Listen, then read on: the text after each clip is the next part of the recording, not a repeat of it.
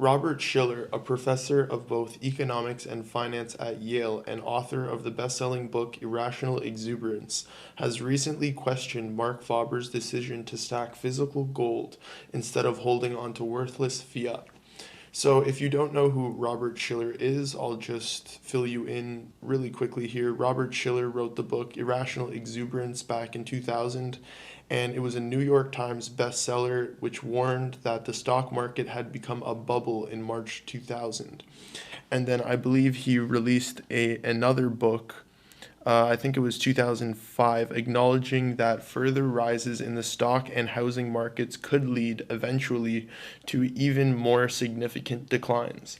So Robert Shiller is definitely somebody with a good a good background and history in studying bubbles and studying markets. So to have him questioning Marc Faber's decision to buy gold is something that I think everybody should at least take into consideration. We should see the arguments on both sides of the story. So this is what Marc Faber said: "I'm prepared to make a bet.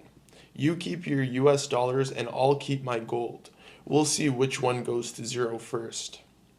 So with history as our guide, we understand that gold has always been a store of value. It has intrinsic value. It's not specific to one culture. It's not specific to one region. It's the money without prejudice. It's the money without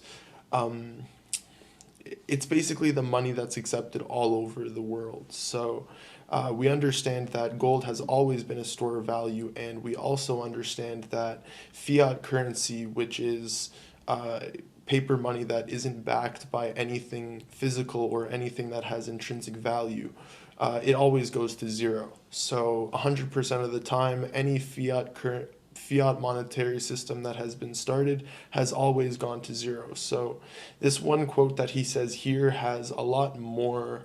It has a lot more to offer rather than just two sentences. If you look deeper into what he's actually saying, you can find out a lot about his viewpoint and what his overall long-term strategy is. So Marc Faber admitted to being too gloomy, joking that sometimes I'm so concerned about the world I want to jump out of the window. So again, he's just joking at the fact that he basically likes to concentrate and talk about all the negative and bad things that are happening in the world, but he doesn't do it with a fear-mongering overtone. He does it in a very professional manner, and he uses facts to back up his claims. And he's a very rational person, which is why I really enjoy listening to Marc Faber, and I recommend him to everybody that is interested in these types of markets.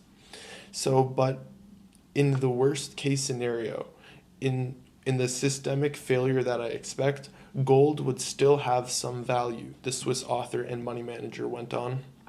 Shiller responded, "I'm inclined to think gold prices after this crisis might return to a lower level, given the low yields of the alternatives, for example, bonds.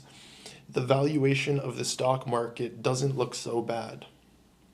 "When the financial system goes down," replied Faber, "and only plastic credit cards are left, maybe then people will realize and go back to some gold-based system at such. So this is the short exchange between Marc Faber and Robert Shiller, and I will just end this video off with the quote at the ending of my other video titled Marc Faber 2013 Gold and Silver Price Forecast. So you can find this video either on my YouTube channel or on my blog, dailysilverupdate.com. As I said, I will never sell my gold in my life as long as I have to look at people like Mr. Bernanke and Mr. Obama and the US Congress, and I will always buy every month some gold.